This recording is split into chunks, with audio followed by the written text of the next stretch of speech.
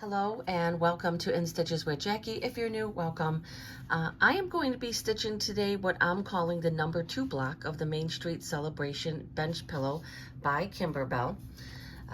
Again, as stated before, this came out a few years ago, and I am lucky enough to have one of the CDs. Now it's available as a digital download, so and was just recently released as that. So I'm assuming a lot of people may be doing this.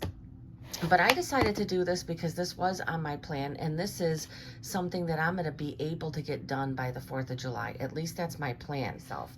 So I am going to bring up this, I'm going to show you what this block looks like. Okay, that is it. That is the windmill. It looks pretty easy. It has another little starburst. It has another rocket, but it has this really cute windmill, and then the little stalks of flowers thing.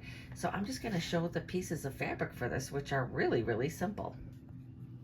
Got my cup of coffee there. Love the first cup of coffee in the morning. All right, so I got a 5x9 piece of batting. This is the last small block. Again, the reason why I'm doing it like this is the other end of the pillow. I wanted to get the 2 smaller blocks done, and then I'll deal with all the bigger blocks all in a row. So this was the 6.5 by 9.5. I do have it finished with the SF 101 on the back. Again, I try to keep a 1/4 inch. This is definitely 1/8 of an inch for anybody who could see that, and that's okay. I don't really think it adds tons of bulk to the seams. I really haven't had a lot of problems. Now, if you end up in situations where you have batting because you did something wrong, then that's a big deal. But you're never going to have batting in your seams with the Kimberbell projects. Then I have I think this is a 4.5 by 4.5 inch piece of my silver embroidery leather. And then I'm just using the 2 pieces left over for the rocket. So that will be for the tip, and this will be for the body of the rocket. Again, you don't need, I still have 2 other pieces there. They give you more than what you need. I'm going to use the same background quilting design, and I probably should have mentioned which one that is. Let me see if I can pull that up. Okay, so this is the Patriotic. So it is KDQ033, and that's the 4x8. And of course, I picked the Pez. You see, I have way too much stuff on here. So we're going to do the windmill block. Very cute block. Okay, and I'm gonna load my 6x10 hoop. 6x10 hoop. I have it hooped with Kimberbell light mesh cutaway, and we're going to get this block started. So I have my marshmallow thread. I usually will start these steps with the thread I'm going to use first, which is going to be the background quilting.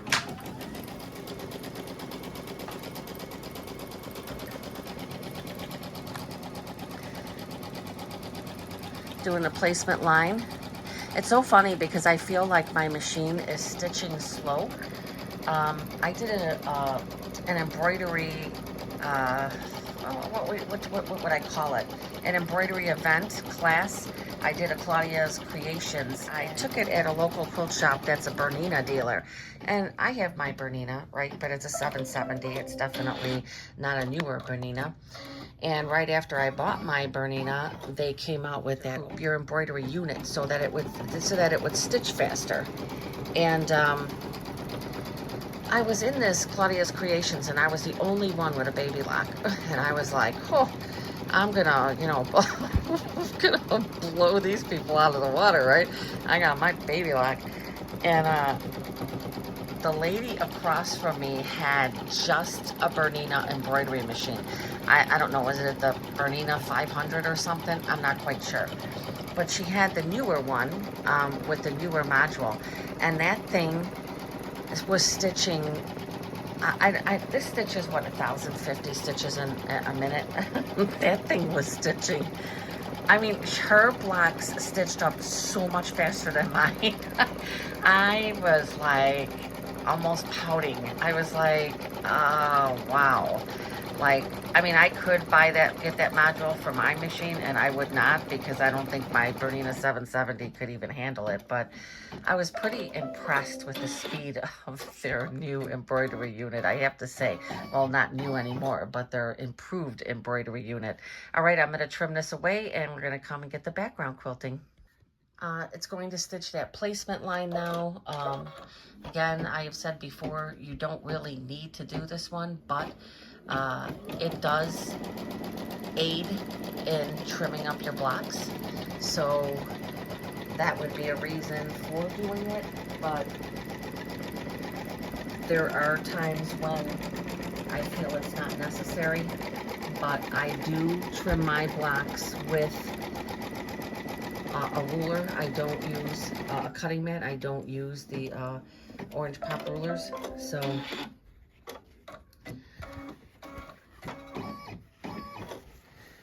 all right, so I'm gonna place this down, and what I usually do is I go around and I kind of just, you know, I know that this fabric's more than big enough, but I want to make sure that I'm placing it correctly and that I've got enough room on each side, and I do. So I am going to do my tack down now. It's only going to go around once.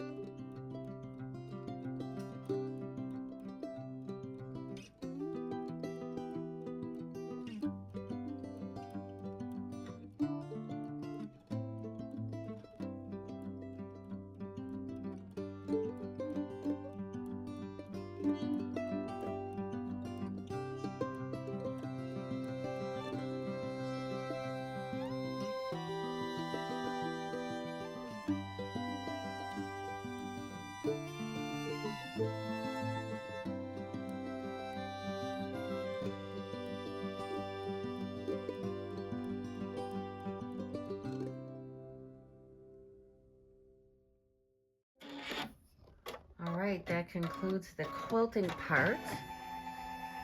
Then we're going to come over to the machine because, as stated before, because I did the background quilting, I need to pass these next two steps because these were done. If you are not doing background quilting, this is where you would start. You would have this placement line, which we don't need, and then you would have the tack down for the fabric, which we don't need. All right, so the next thing that's going to start is going to be the base of the windmill. I'm going to use this exquisite ES652.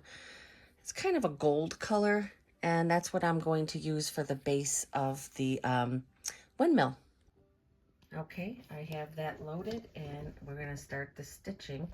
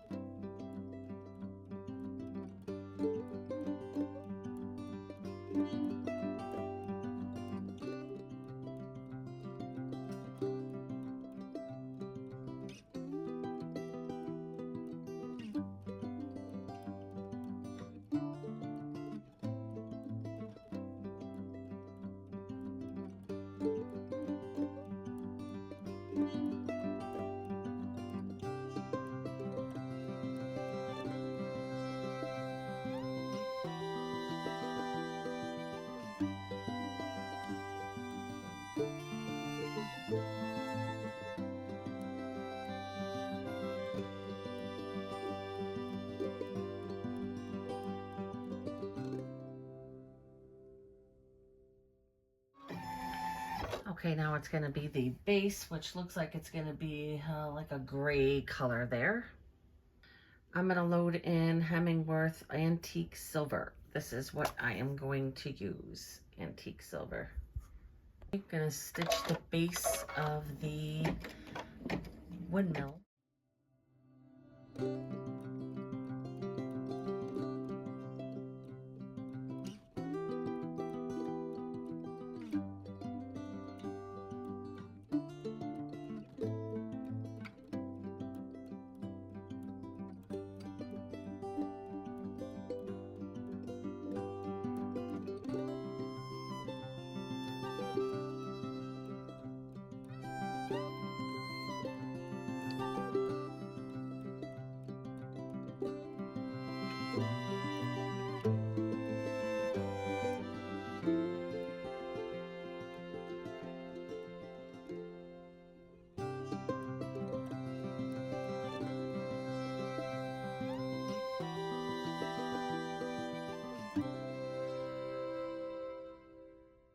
Looks like they're calling this next step the blade wind trail, and then it's going to stitch the blade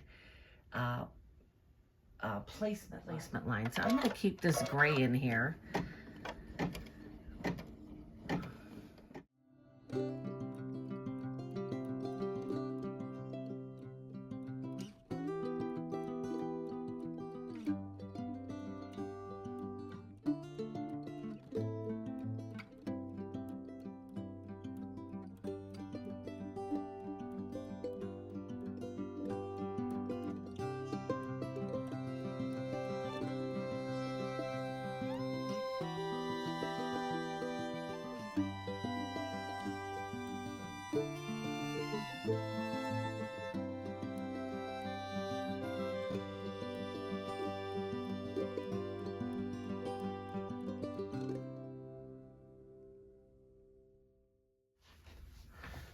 Okay, that's stitched pretty fast.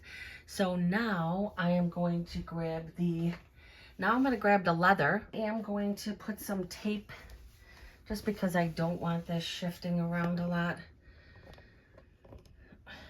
Especially because there's different areas to, and because it's so hard here to see what I'm doing, I'm gonna take this over to the table. I'm gonna make sure that I line this up for success because kind of hard to see with the background quilting.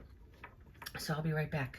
Okay, there you go. I did tape this in place because there's a lot of starting and stopping with all the blades, and I didn't want to take a chance that it was gonna shift.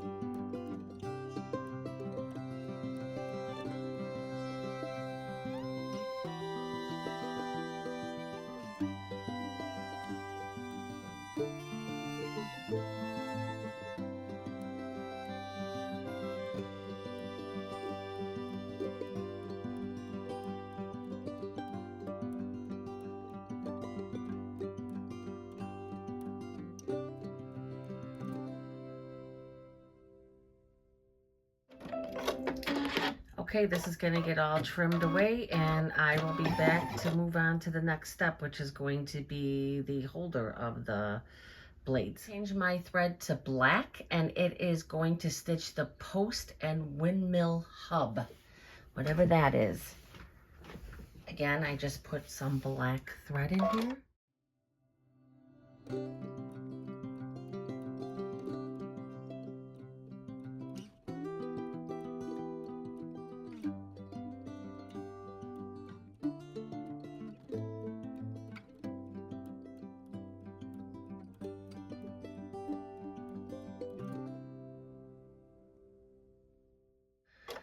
What is the next part? It looks like it's going to be the flowers. I can't tell you what color it is because the sticker came off. It is a glide, and it's one of my more favorite glide colors.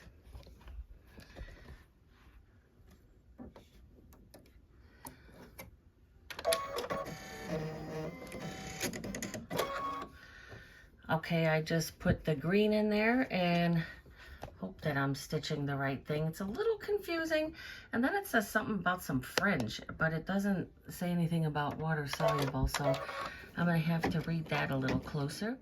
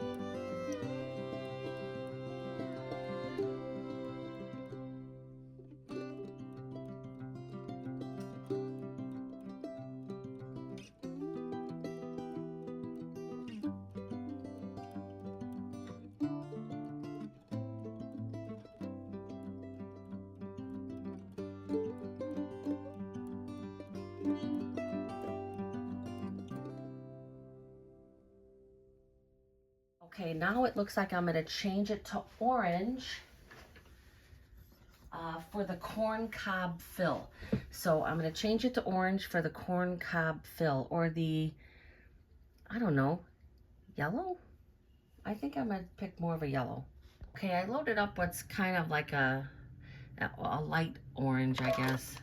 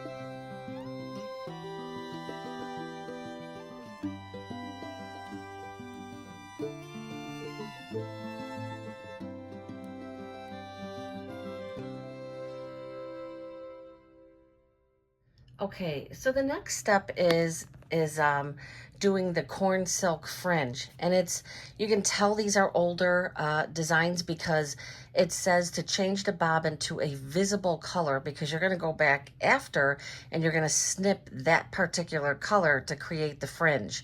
So at that time they weren't even mentioning the water soluble.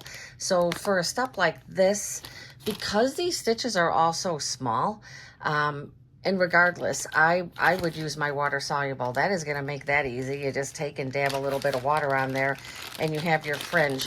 Now I always keep this totally separate, and I have this bobbin marked with a little black mark that lets me know that that's my water soluble.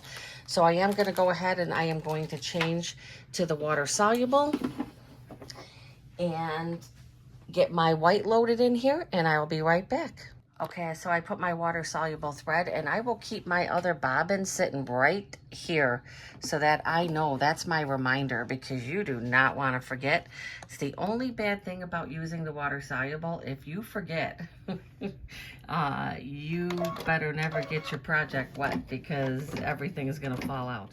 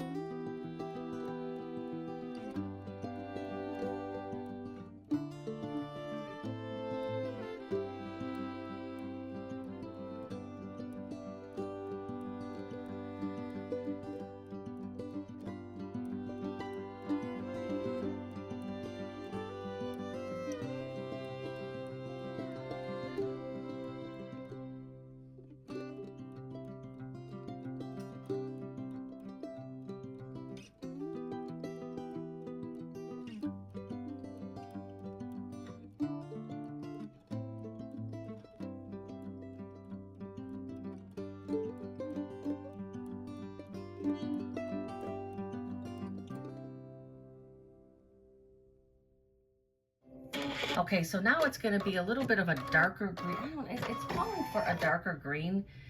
I think I'm going to stick with the same green because I feel like a darker green is just going to blend in.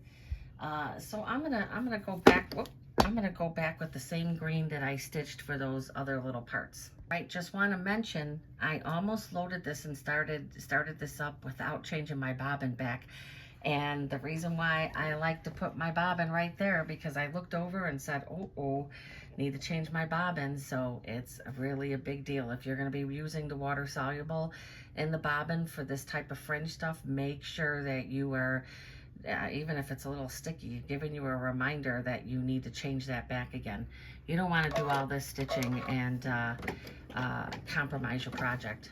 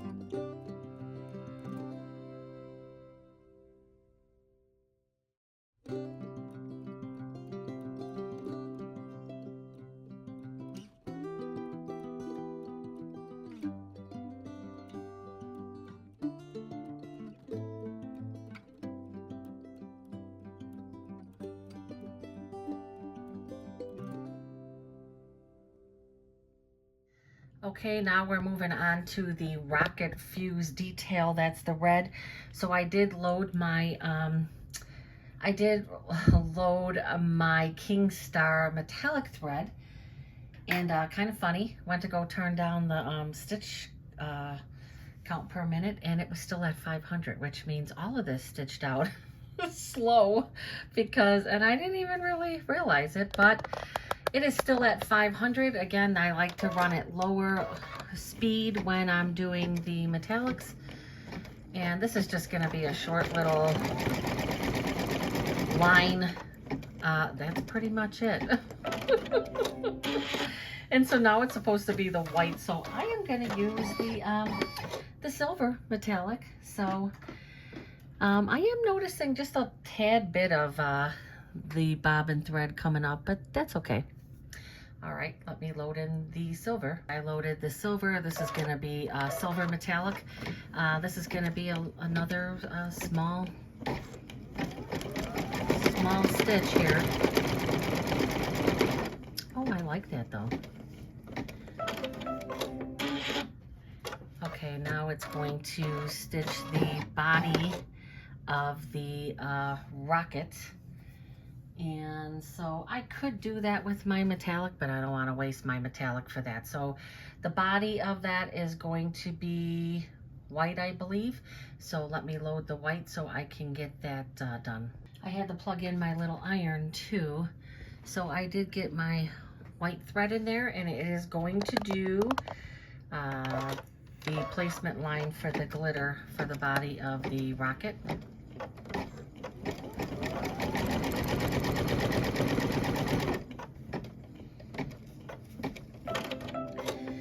I have this piece that I saved, and I'm going to do the same thing. I'm just going to line it up like I did the others. This is going to be fine, plenty here. It's going to do like that triple stitch, so when you're holding it, you got to make sure to really hold on to it, because until it gets a couple stitches, then you're good. But it does like to shift. Now you can see I can still get another rocket out of this. So they will have you cut a separate piece for each block, and really, you know, I'm going to be able to use this for a couple more rockets. All right, I'm going to take it over to the table, and I am going to trim and use my little iron to fuse that down. Okay, I'm going to trim my rocket, and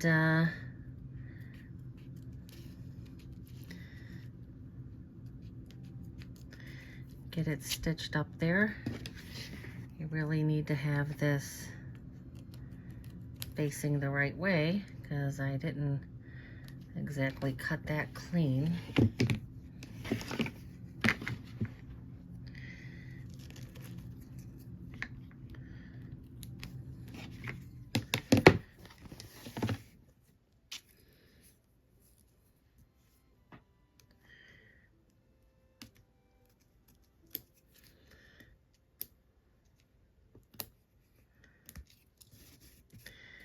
See, I feel like the red rocket was better because it didn't show as much of the imperfection and trimming as this does.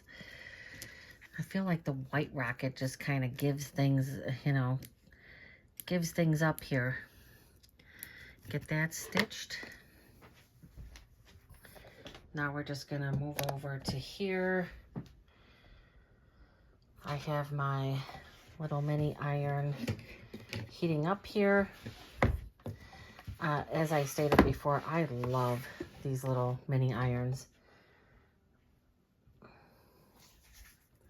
Just remember, never put it directly on anything. It doesn't, I just turned this on and it is super hot already. So, all right, that should be good. Have that nicely fused down. Maybe a little bit more. Almost done with this block. Once this is done, then it's just going to be the, I think there is a little bit of the flare. All right, going back over to the machine. It is going to stitch Now for the rocket tip. And I know I got my red somewhere. Oh, it's over at the other end there. Okay, this is just going to, oh, I left a wee bit of a thing out there.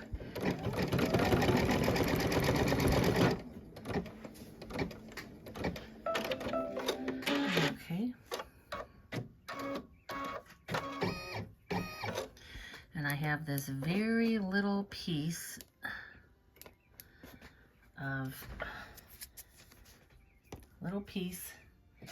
probably, I mean, I feel like you could probably still get more out of this. I don't know. This one's going to be a little trickier to hold in place. Again, Kimberbell suggests that you tape this in place, but I don't like to. Alright, so I'm going to go to the table. I'm going to do the same thing I just did with the rocket body, and I will be right back. Now we're going to load, it looks like the red metallic again to do one of the fire burst. Okay, I loaded up my, have my rocket all done, as you can see. Loaded up my metallic again. It's going to be the red metallic, the silver, and then the gold.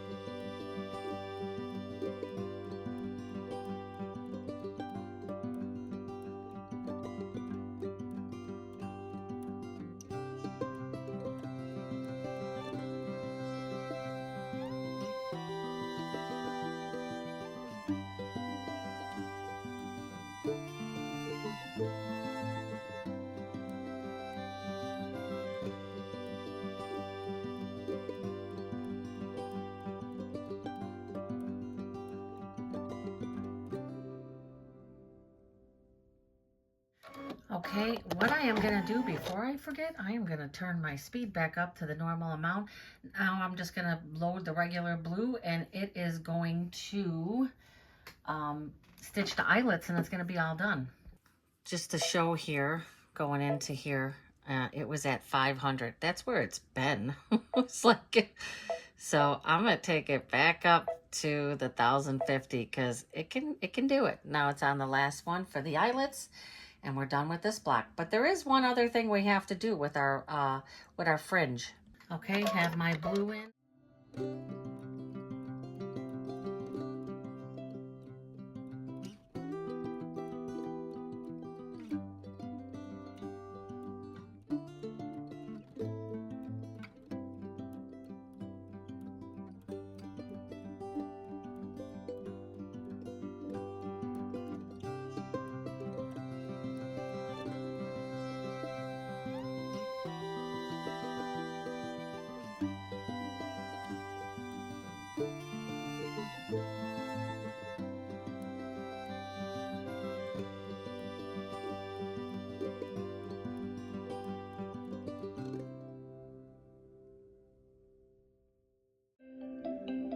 Okay, that concludes the stitch out. Now I am going to, what I'm going to do, I'll take it to the table. Okay, I just wanted to show, I did go and I wet the back of my thing to fringe. And I use this tool, it's for like putting, like when you're making little bags and you want to do like little ribbon tie. This is perfect for that because it's just very small. And I went through this in one of my videos, I'm not sure which one it was, where I gave what this tool is, but I found that it works really well for doing this fringe.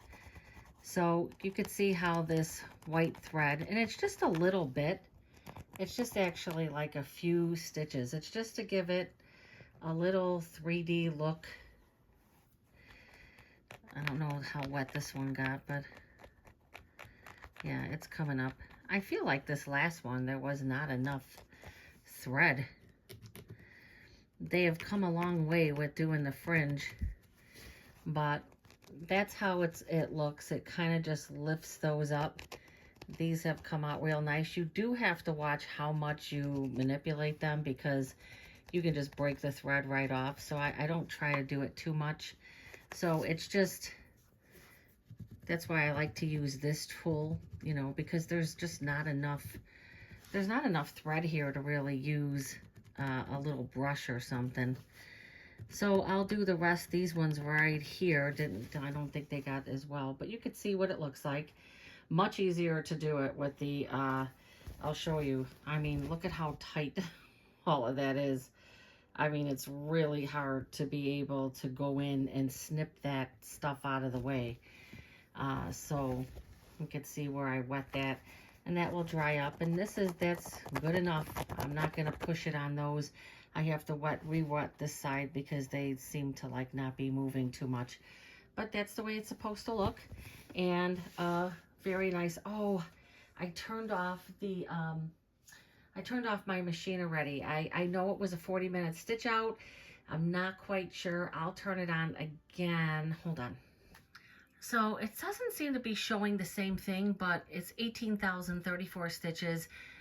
Before it was showing 40 minutes. So I don't know if it went to 40 minutes once it realized that I combined the background quilting. That could be why it's just reading the actual design. I'm not sure. But mine before, I could swear, was reading 40 minutes. So, and that's the Windmill Block. So it was 40 minutes to stitch out 18,034 stitches. About 2 hours of my time taking it in and out of off of the machine. It took quite a while to stitch these flowers. That ate up most of the time. The windmill base, the actual windmill, and these things here, this little sparkle thing, yeah, it takes a while to stitch this. You know, sometimes I'm like, oh, is it worth stitching it? It's not like it took forever, but it just seems kind of tedious. You got to change the thread 3 times. But the flowers on this one definitely take a lot of the stitch time. The metallics, I used a MS1 for the silver. And this silver, as stated yesterday in the last video, the first video, this has like a little tinge of, I don't know if it's a tinge of pink or, I don't know. I bought it for a specific project. This is regular silver. Now this is a darker silver. This is MA1. This is a huge, like you could see, I started to really get crazy with this stuff, right? I have a couple bigger ones like this. But when you're doing a lot of Christmas stitching, these metallics come in really handy. And as you can see, I have all the Christmas colors. But I have blues, I have a pink one, I have a copper one, I have some really nice colors.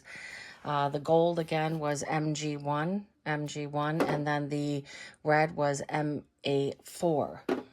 Okay, so that concludes the windmill block. Very nice. I still like the rocket with the red and the white, but I'm following directions. Windmill, the flowers, already showed the little fringe. I got to do the other side. I kind of feel like they stopped their digitizing a little too soon there. So these are the basting stitches. I will be picking these out with my seam ripper. So that's why I did the welcome block. So far I have the welcome block. Very nice with the tree, the rocket, the bike, and the basket.